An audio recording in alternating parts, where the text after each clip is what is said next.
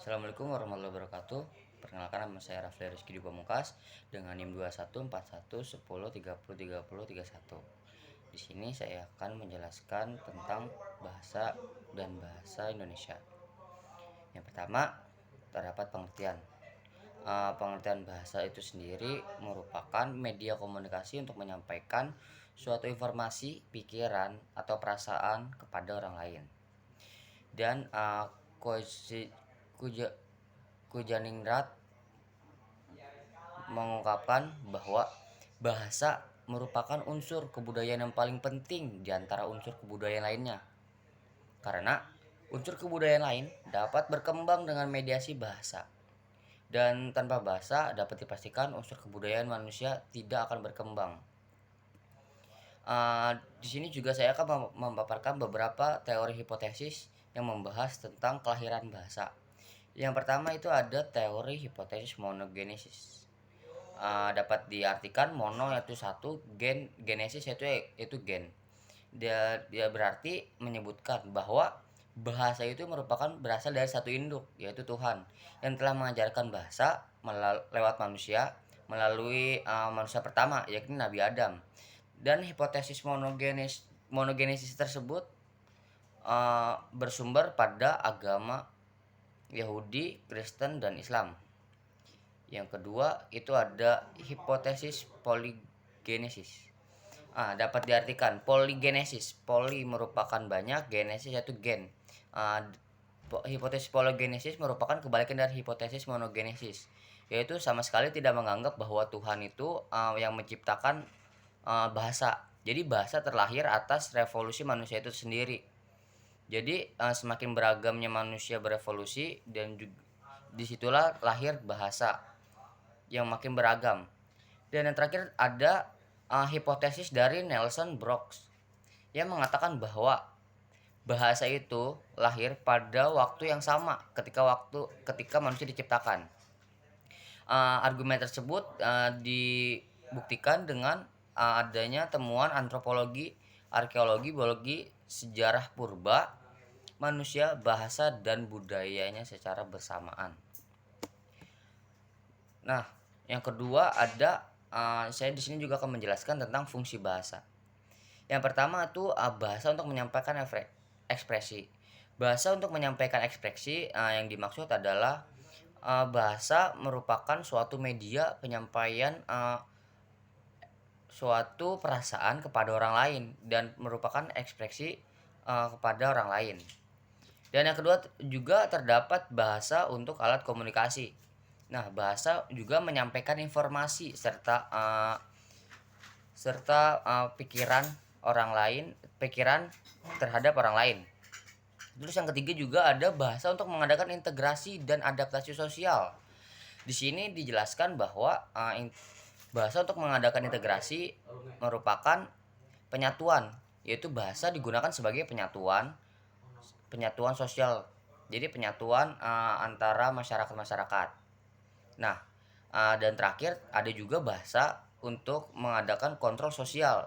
Jadi setelah adanya integrasi dan penyatuan itu tersebut pasti adanya bergesekan suatu masyarakat tersebut, berbeda pendapat dan segala macamnya karena mereka menyampaikan suatu pendapat dan perasaannya masing-masing. Nah, bahasa juga digunakan sebagai kontrol sosial yang dimana untuk mengontrol itu agar tidak menjadi kacau balau. Terus terdapat juga ragam bahasa. Ragam bahasa ini terbagi menjadi dua, yaitu ada ragam bahasa lisan dan ragam bahasa tulisan. Nah, ragam bahasa lisan merupakan suatu simbol-simbol yang dihasilkan oleh alat ucap manusia itu sendiri, yaitu terdapat keluar ucapan seperti dari mulut ya, ujaran. Dan sedangkan ragam tulisan yaitu ragam bahasa yang dituliskan berbagai simbol-simbol berupa kode atau gambaran-gambaran yang tercetak dalam tulisan. Tuh, ragam bahasa terbagi menjadi dua. Terus ada lagi yang terakhir, saya di sini akan memaparkan tentang sejarah perkembangan bahasa di Indonesia.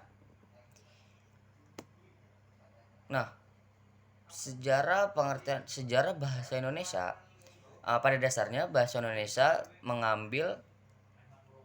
berasal dari bahasa Melayu yang kemudian diterima oleh Nusantara melalui sejak berabad-abad lalu. Bahasa Melayu tersebut digunakan sebagai bahasa penghubung antar suku, antar bangsa, antar pulau, antar pedagang juga. Nah, mengapa bahasa Melayu sangat cepat? Karena bahasa Melayu itu mudah diterima di Nusantara dan penyebarannya pun cepat melalui perdagangan serta penyebaran Islam. Itulah faktor-faktor yang menjadikan bahasa Melayu cepat berkembang di Indonesia dan menjadikan bahasa Indonesia sebagai dasarnya. Nah, ada juga kelahiran bahasa Indonesia yang disahkan oleh Sumpah Pemuda pada tanggal 28 Oktober 1928. Untuk menjaga bahasa Indonesia sebagai identitas bangsa, maka perlu dijaga dan dikembangkan. Maka dari itu diadakannya kongres yang bertujuan untuk merumuskan, membimbing, melestarikan serta mengembangkan bahasa Indonesia tersebut yang dilakukan beberapa kali. Yang dilakukan sebanyak 6 kali. Dan yang pertama itu dilakukan pada tanggal 25 sampai 26 Juni 1938. Dilangsungkan Kongres Bahasa Indonesia pertama yang bertepatan di Solo.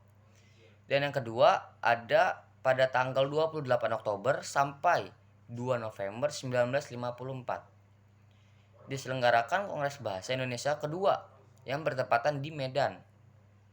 Dan yang ketiga ada pada 28 Oktober sampai 2 November tahun 1978 diselenggarakan Kongres Bahasa ketiga yang dilakukan di Jakarta.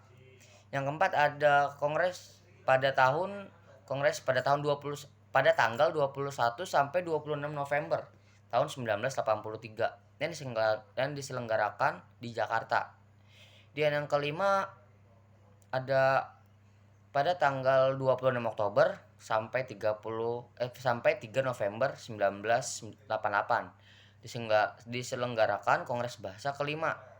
Itu ada di Jakarta. Dan yang keenam ada pada tanggal 28 Oktober sampai 2 November 1993 yang diselenggarakan Kongres Bahasa Indonesia ke-6 yaitu di Jakarta. Dan yang terakhir ada pada tanggal 26 sampai 30 Oktober 1998 yang diselenggarakan Kongres Bahasa Indonesia ke-7 yang dilaksanakan di Hotel Indonesia